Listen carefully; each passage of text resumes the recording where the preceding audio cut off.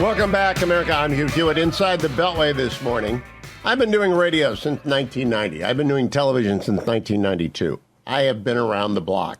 But last year, Salem asked me would I start a podcast. I said, fine, we'll start the Grand Old Pod. How do I do it? Well, I went and I figured out, what do you listen to? I listen to Buckeye Talk, I listen to Orange and Brown Talk, and sometimes College Football Survivor Show. Common to all three of those is my guest, Doug Lesmerises. Good morning, Doug. Welcome back. Hey, Hugh. How are you? I am great. Now, Doug, I want to start with your bio, because I actually have no idea other than you were grown up somewhere west of Philadelphia. You work for a lot of papers. You've been covering Ohio State football for almost 20 years, I think. But give people the quick rundown. Yeah, so I started off working in the Chicago suburbs. I covered the end of the Michael Jordan era there a little bit, got the tail end of that, which was fun. Then worked outside Philadelphia for 8 years, covered the Philadelphia Phillies for 4 years for the Wilmington News Journal there. And then I've been at the Cleveland Plain Dealer, now Cleveland.com, since 2005, where I came to cover Ohio State football. And then I've kind of, merged into the Browns and everything else, but still a lot of Ohio State. Now, Doug, someone came to you at some point and said, we want you to do a podcast. At that point, what did you think? Actually, I went to them and said, we need to do a podcast. Like, what are we doing? Let's do podcasts. It was me and a couple other people, Bill Landis, other people on staff. There were other people in Cleveland doing sports podcasts. And I thought, why aren't we? We would be better than everybody. We're the Plain Dealer. We're Cleveland.com. We're the big dog in town. We have to do this. And so we started doing that in 2015. And it was very raw. It was rough. We were talking into our iPhones in the back of cars in parking lots after Ohio State football games. But we did find some audience because you know how passionate sports fans in Ohio are. Sports fans generally, college football fans, they love their teams and they want to hear about them. So we kind of pushed it to the bosses, and then the bosses eventually came around. And it sort of grew into where now podcasting is a really important part of how we cover sports at Cleveland.com and how we do a lot of things at Cleveland.com. Yeah, it is so vital to the sports fan. I'm just a fan. I'm not a professional. I don't really know what's going on. I don't know any analytics, but I need to be entertained by something other than politics. So I love the Buckeyes. I love the Browns. And I don't much care about anything other than the Guardians and the Cavs. But you do this. When you started out, did you have a method in mind or a model in mind, or were you making it up as you went along? A lot of making it up going along. I do just like people talking. And so we wanted to kind of keep it loose, but I can very specifically remember trying to write down, you know what, we should have some sort of off-topic things that we do to keep it light. So I had this whole bit about wearing sweatpants that I made us do on the very first episode. And then it was like, wow, that was a really forced sweatpants segment. Let's not do that again. So we found I'll tell you, Hugh, a lot of it's the conversations that we were having in the press box with each other between plays, between quarters, at halftime, getting a drink and some popcorn and saying, what do you think of this? I can't believe this. Why did they do this? And I think at its best for sports talk, and I'm not so sure it's different for anything, Hugh. I mean, the conversations you would have with your political friends, you want to take that vibe and bring it to people because you want to be smart, you want to be entertaining, but you really want to make it sound like when you're talking to your audience that you're just talking to your friends. So it's not much different than the conversations that had been taking place for 20 years previously in my career. They were just off mic. I call that green room talk in the political business. I was a special report last night. We were talking in the green room beforehand, and I used it in my stuff today because that's just conversation. And the best podcasts do that. Now, do you consume any or do you just make them? Because you're out there producing, I don't know how many podcast hours a week you do, but you do a lot. Yeah, I do. I used to do it more. I would listen to the sound of my own voice. I would listen back to my own podcast. I can admit to that fault. Boy, Doug, I love listening to you. So my ego allows me to listen to myself. But I do listen to other sports podcasts more often than not, just kind of people shooting the breeze kind of sports podcasts. I do listen to entertainment podcasts. I like people talking about movies and TV shows that I like and that I want to hear people sort of break down my favorite pieces of entertainment in a smart way that maybe I didn't think of. And then I do, depending on my mood, I will listen to political podcasts because I am interested in politics. And generally, I want to be entertained about things I care about by people who are smarter on that subject than I am. So that's kind of how I think about what I do, but it's also what I want to consume.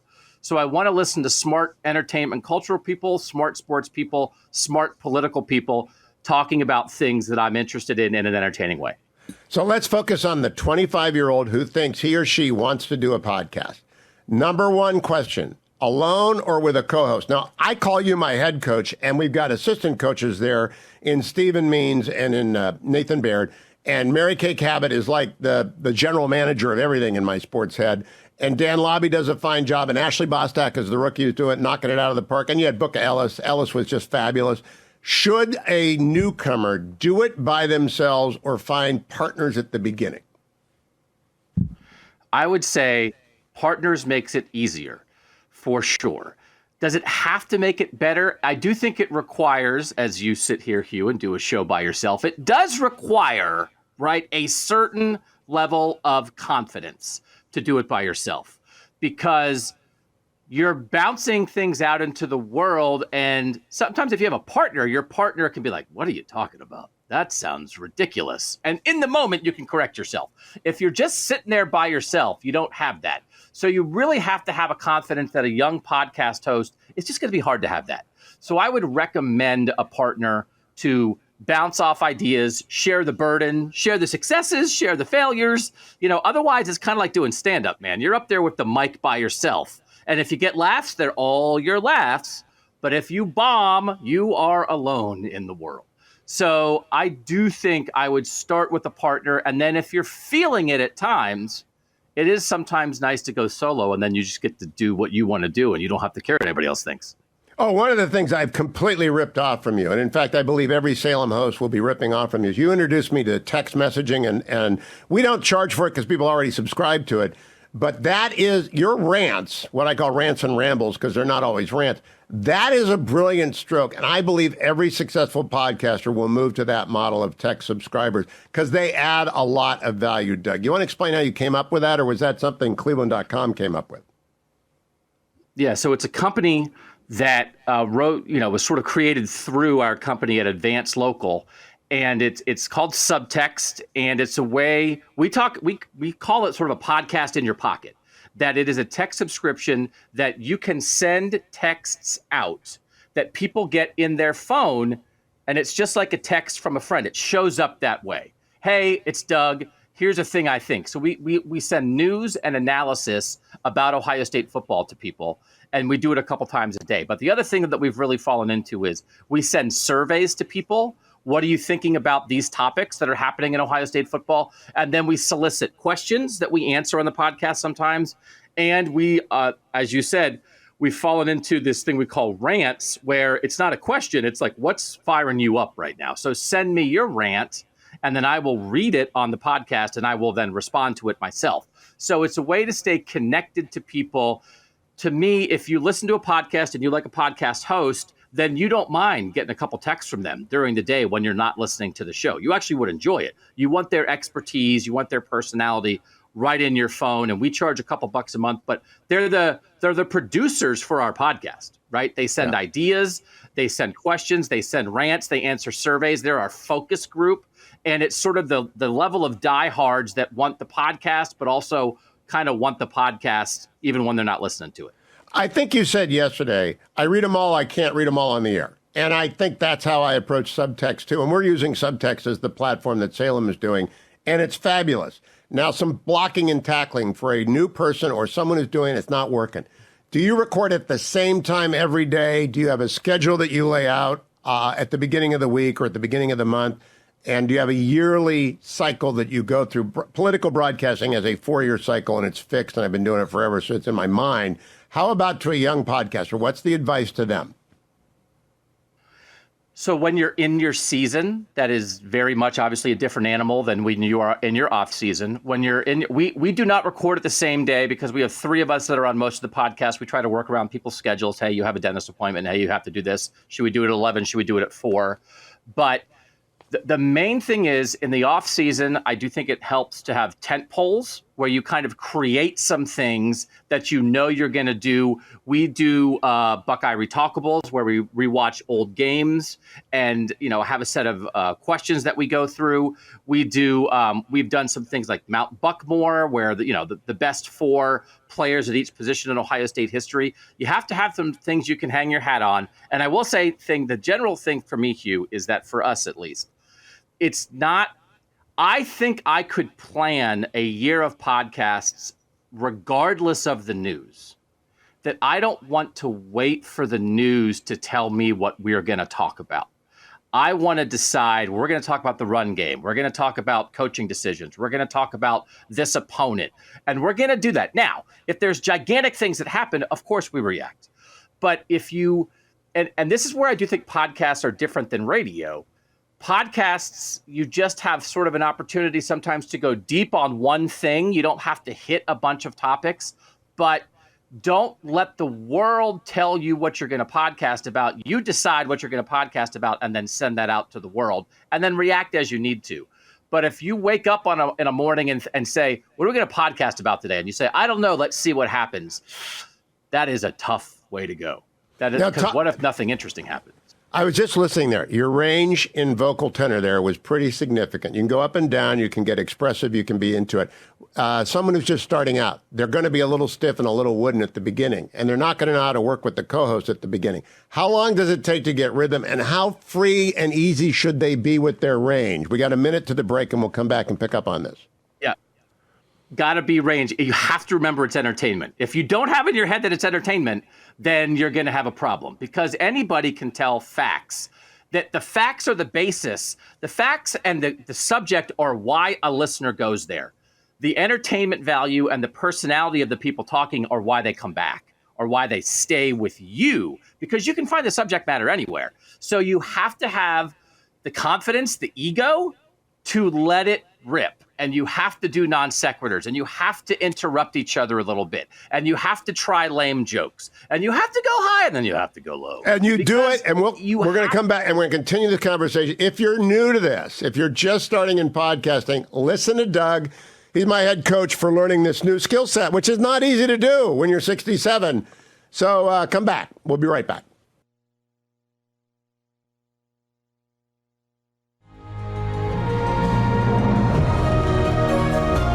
Welcome back, America. Doug Lesmerises is my guest on the Hugh Hewitt Show. Doug and his colleagues produce Buckeye Talk, which I must listen to every day. Orange and Brown Talk, Doug contributes to.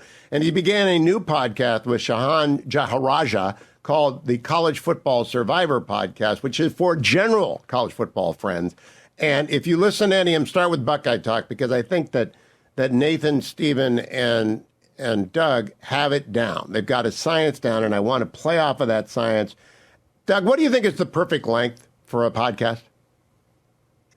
I am not the person to ask that question to, because my answer is something probably like 90 minutes to 2 hours, and I think the industry standard is closer to 30 to 45 minutes. I think people talk about, how long you're on the treadmill or something like that, something you can consume in a gulp. I like to go longer because I want to go deep.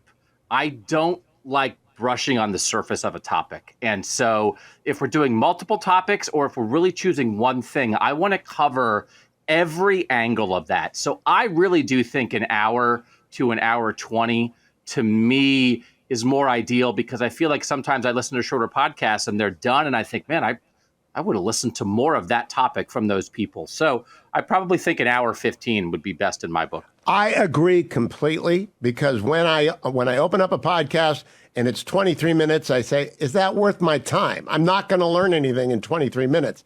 But if I've got an hour and a half of Buckeye Talk, I know I'm going to learn some stuff. Secondly, how much evidence do you assume in your audience? Like I could ask you right now, who was the left tackle for Ohio State 8 years ago? And you could probably come up with that. You know this deep, like a mine shaft. So does Stephen and Nathan, though they're not on the same level yet because they haven't been covering Ohio State for 20 years. How much do you need before you venture out and go into traffic and say, I can drive? That is a great question. I think at times we assume too much knowledge on behalf of the fans, too much inside baseball kind of knowledge, right? But we do feel like you know some of the history, and we are not the first layer. We're not there to tell you what happened. We're there to tell you why it happened or what's going to happen next. So I think we have an assumption of the first layer of knowledge. You know the most famous players, you know the recent history, you know what's important to this team. Now, why is that important? Who's the second level of player? The pitfalls that you don't see coming, that's where I think we can provide real value. But we're going to assume definitely a base of knowledge with the audience, because otherwise I think we spend too much time going over the basics before we can dive deep, and we kind of want to dive deep right away. So let me ask you about how you avoid limiting your audience. One of the things I appreciate about both Buckeye Talk and Orange and Brown Talk, and you and Shahan do it as well, is that I don't have to worry if my 9-year-old grandson is in the car. You guys are PG-13 at worst. You don't go into R. You shut it off. You will not do it. A lot of podcasters make an initial error. They limit their audience by using vulgarity, profanity, or talking about adult topics when they need to be. Do you do that consciously? Is that a conscious decision? Or is that just your dad? Yeah, I it's probably somewhere in between conscious and not so conscious. That some of the things that I do here on podcasts, sometimes I hear it and I think, wow, that is hot. I am surprised that they went there without more of a, hey, by the way. But to your point, Hugh, and through texters, we hear this.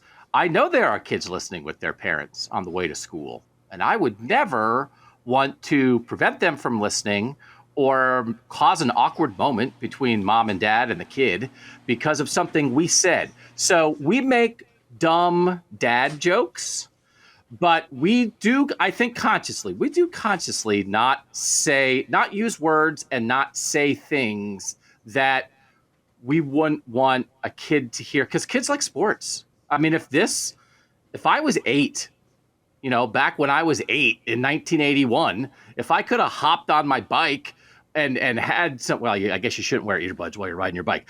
If I would have been in the car with my parents and listened to a podcast that's all about my favorite sports team, I would have wanted to be part of that conversation and not have my parents say, you can't listen to this because they're saying naughty stuff. Pete Franklin taught me Pete Franklin is my original coach for talk radio. You can go anywhere you want. You just have to have guardrails that you do not make the FCC or the parent turn off the audience, because you don't want to do that. So, Doug, in terms of family, not family talk, I had a rule until my youngest child was out of the house. I never mentioned him. Never mentioned him. Your daughters are now grown. Nathan talks about his baby. Do you have a general rule? I generally don't bring my family in except in a glancing way. What do you think? Yeah, I completely agree with that. And I think there are, I'll say it. There are two things here. One is your family is not nearly as interesting to the rest of the world as they are to you. So you love your kids. Other people don't love your kids. They're not that interested. I promise you, they are not as interested as you think they are. And the other thing is, as much as I honestly do feel like I have built a relationship with this audience, and especially with the texters. But I'm not going to delude myself into thinking that they really, truly are my friends. Important. I grew up with. Don't go anywhere. We're going to come right back. We're going to go down, come back up, and then Doug and I are going to do one more segment on the basics of podcasting. Don't go anywhere. I'm Hugh Hewitt. That's Doug Lesmerises, Buckeye Talk, Orange and Brown Podcast, and the College Football Survivor Show. If you want more of Doug, like most people do.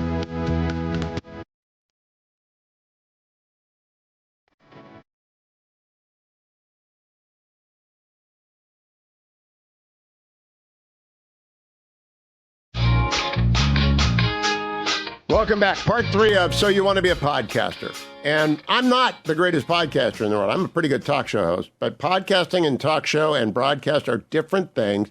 Doug Lesmerises has worked across 3 platforms now. Orange and Brown Talk, where he contributes, Buckeye Talk, where he hosts and drives the bus, and has 2 colleagues who are basically co-hosts like I was for the debates. And then Shahan Jayaraja is his co-host with the College Football Survivor Show. How has that taken off, Doug, by the way? I listen to that during college football season. I don't listen to it when it's off season. How does it do off season? Okay. So it is interesting. Like, there is a part of this, like, local is sort of easier sometimes to latch onto, right? You think, oh, there's a bigger audience with a national show, but local, people want their thing. And so if you're giving somebody all Ohio State, I love Ohio State, I want Ohio State 5 days a week, boom, here we are. When we're doing a broader, we're doing a bunch of teams, and if you're an Ohio State fan, it's like, hey, we're talking about Utah a lot today. We think it's an interesting topic. We think it's all connected, but it's not Ohio State. It is a little bit of a harder sell. So I'm happy with it, but we're still trying to get more traction. But we understand that it's just a different thing, especially in the podcast world, Hugh, right? All these little niches, you can get your little thing. And I think that's probably the most attractive thing about podcasting. It's not the breadth. It's the specificity that really attracts people. Well, you buy a house, but you also drive around the neighborhood. So Buckeye Talk is my house, and I drive around the neighborhood with the College Football Survivor Show every once in a while to see who's mowing their lawn, and I want to know what's going on. And but it's a different audience. It takes a while. So is Shahan easier or more difficult to work with because you don't work with him every day? Oh, no, it's probably easier. We've never met. Shahan and I have never been in the same building together. We only have a Zoom relationship because he's in Texas and I'm in Ohio. So there is, like, Stephen and Nathan and I know each other so well, and you can hear it in the podcast sometimes. Sometimes I get on them because it's like, well, you get on, just like you yell at your family. So there is, and sometimes I feel like I know so much Ohio State. Shahan, sometimes it's like Shahan knows the topic better than I do. So I will cede the ground to him of like, okay, well, you know TCU better than I do. I never cede ground on Ohio State. I always think I know the best. No, but neither should you. But I do think that neighborhood is important, and I want podcasters who are going to cover movies. Do the movie you saw this week, but don't not cover the silo. All right, I want to go back to the family thing. I was not really thrilled with the coverage of Ryan Day's son being at a camp. I was not really thrilled with people putting more pressure on a kid who's going to have a lot of pressure anyway. I don't go into people's families. I keep it off my talk show. Do you guys have that rule? Do you stay away from families of people unless, like Stephen Means did a great story on air, Nolan, coming to Ohio State, and his mom is part of the story, has to be part of the story. But do you generally stay away from families and focus on athletes and coaches, or do you have to mix it all in? Yeah, the family as it relates to the player, I do think you have to be careful. I learned some lessons in my young journalism career about that. You can't be glib about families. You can't be offhanded about families. Like, the players choose this to some degree. The families don't. So, especially with amateur athletes, I think you have to be really careful. What we do draw lines, right? Things with coaches are not the same as things with players. And that does not mean that you go after a coach's family, but they're being compensated. This is their job. It's a high profile thing. They all go into that.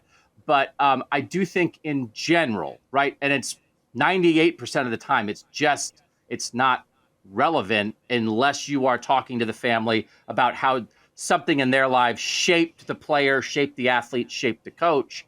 It's not fair. And Ohio State is such a pressure cooker, man. As you know, Hugh, it's hard enough for these 19 and 20-year-old kids without trying to, put some of that pressure on their family too. You guys are always aware of that. Stephen Means always said, he's a kid, 17 years old. They're a kid. You're always aware of that. I'm not sure podcasters are always aware of the damage they can do in a podcast. Sort of like they used to say, if you write a biography of someone, you're guaranteed of selling one book. If you do a podcast and you mention a player, they're going to find out about it and they're going to hear it and they're going to remember it. You often reference C.J. Stroud. Maybe it got inside his head last year a little bit more than it did this year. So do you screen that? Do you guys check each other and say, let's not go there? So I do think the one thing you have to remember is the players and the coaches, they're not your audience. The fans are your audience. So you have to be loyal to the fans first. So when we are talking about that and when we are reminding our listeners that these are teenagers. These are young men in their 20s. This is a difficult situation. We do feel like we are doing that for the fans. We want to remind them it's okay to be upset. It's okay to be disappointed or angry. But for your benefit, let's remember that these are young men trying their best who are not millionaires. Now, NIL has changed that, but still they're not being paid by the schools. It's not the same as pro sports, and it's not the same as the coaches. So it's okay to be upset, but to be a good fan, to be a healthy, productive, happy fan, to have more joy than misery. Some of that is let's not go crazy and go nuts on the players. So your joy initiative. I wish everyone had a joy initiative. The purpose is to increase joy, not destroy people's emotional state.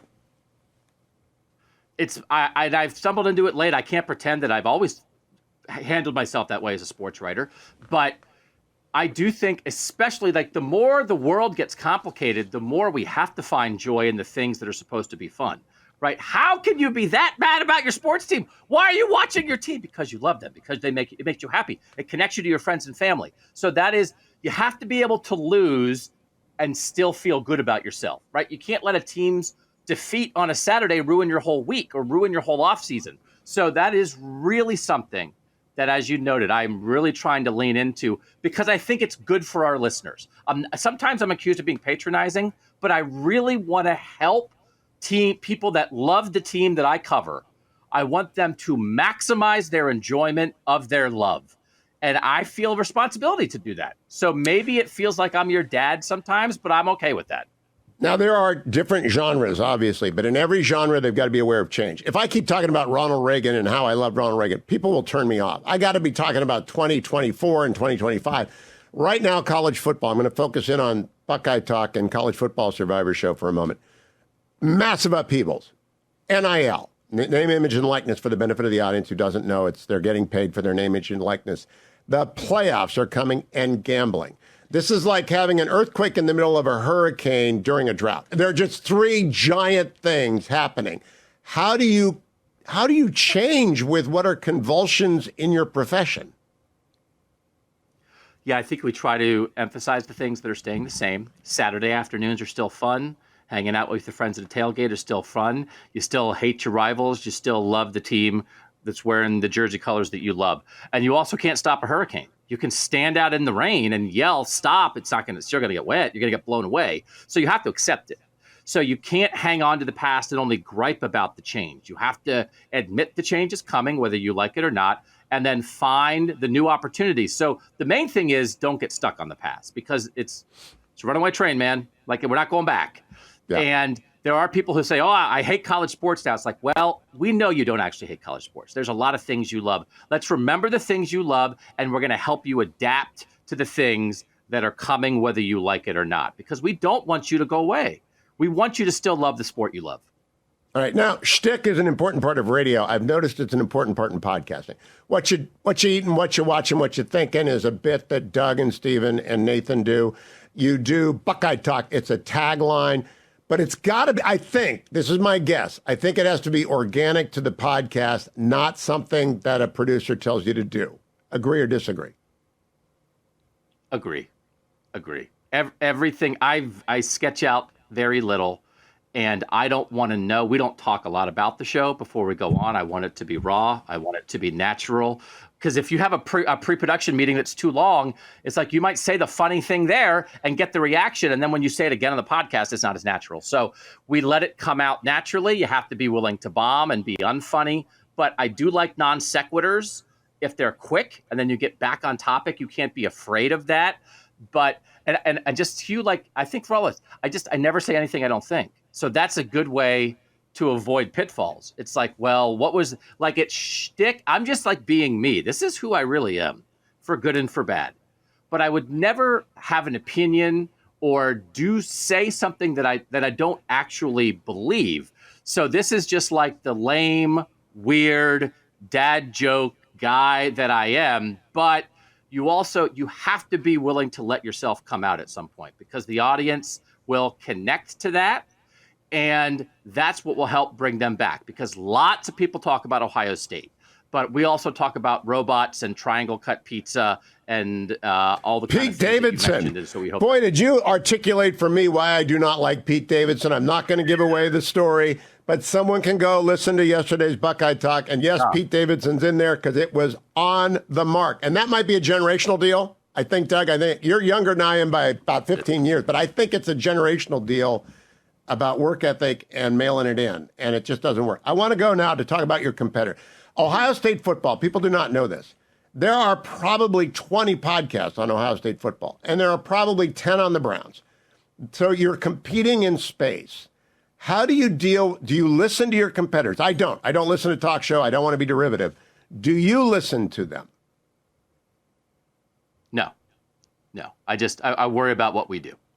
All right. If you are going to play the Ohio State football edition of Jeopardy, and you cannot have a colleague from Cleveland.com on there with you, but you've got to have two other contestants who will make it a game, who do you put on college football edition of Jeopardy, Ohio State?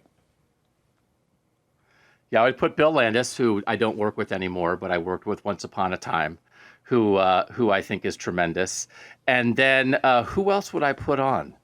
Probably Tim May, the legend of the beat, longtime Columbus Dispatch, and now at Letterman Row. And Tim, talking about shticks, like Tim, right, grew up partially in Alabama and partially in Texas and has this particular unique way of speaking and this unique personality. And once you meet Tim May, within 15 seconds, he's locked in your brain. That's a really valuable thing for developing relationships, but there's nothing fake about him.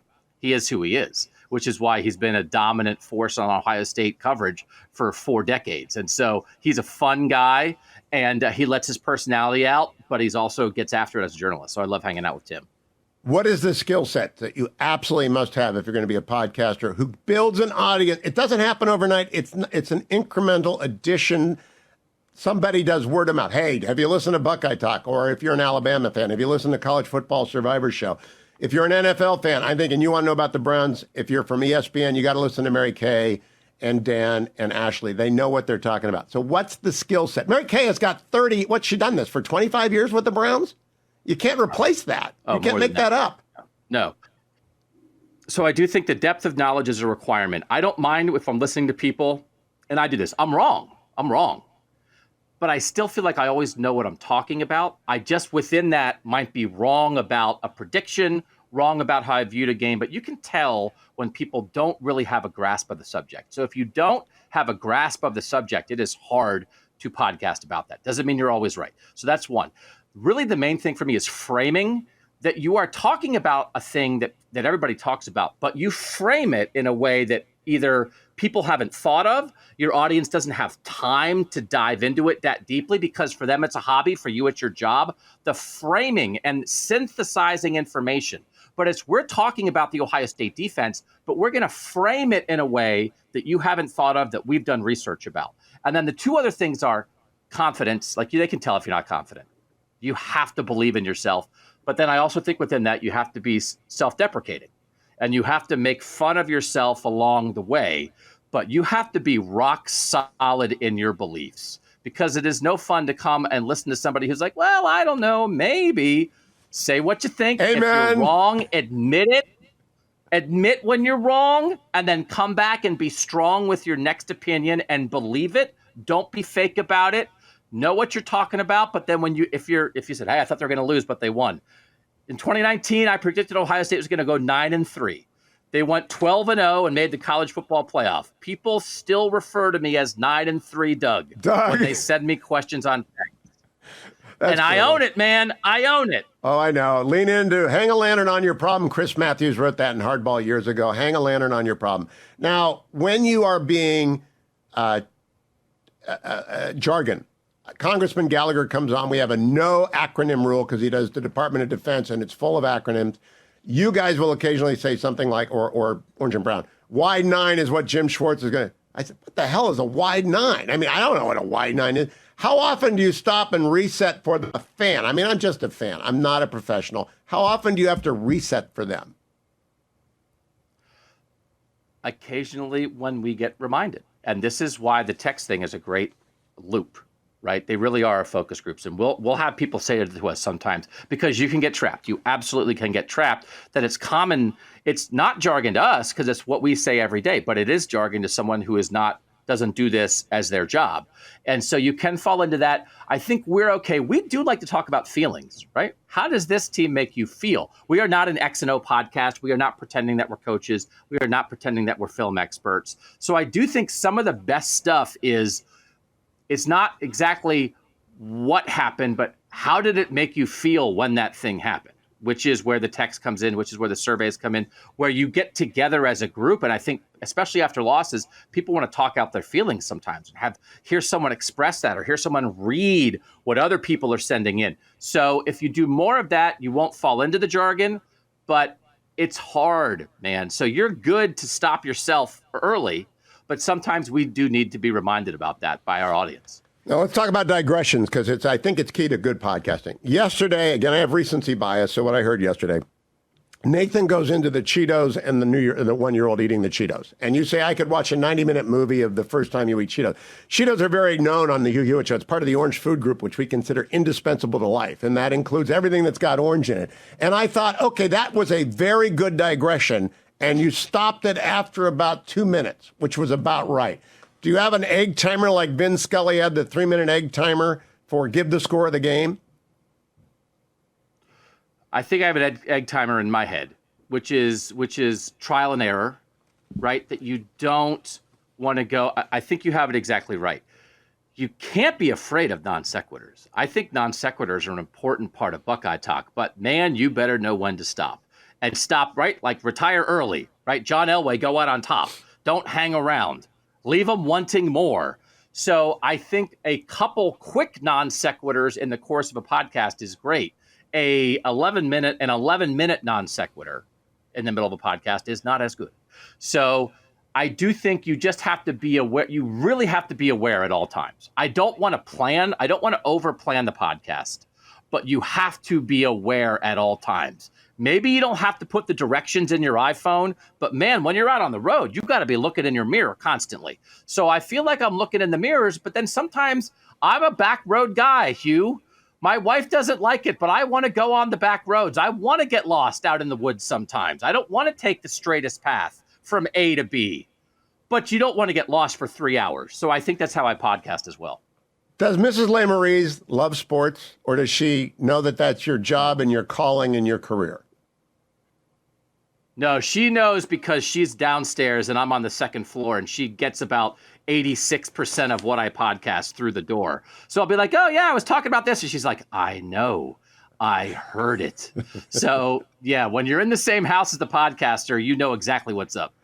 All right, I'm going to do a lightning round just to show people how a lightning round works. And this is something I learned from Doug and his colleagues. So you ask a bunch of questions in a hurry.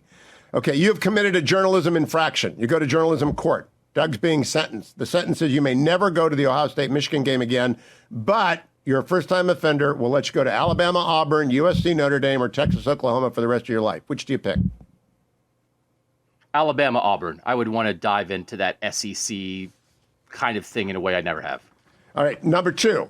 You've got a trinity here of Jim Tressel, Urban Meyer, and Ryan Day. And it is a trinity. It's not Woody. Woody is Yahweh. But then there are these 3 trinity guys in a row.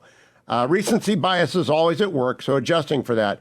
Which one of those 3 would score the highest on the S2 exam, which C.J. Stroud didn't do so well on?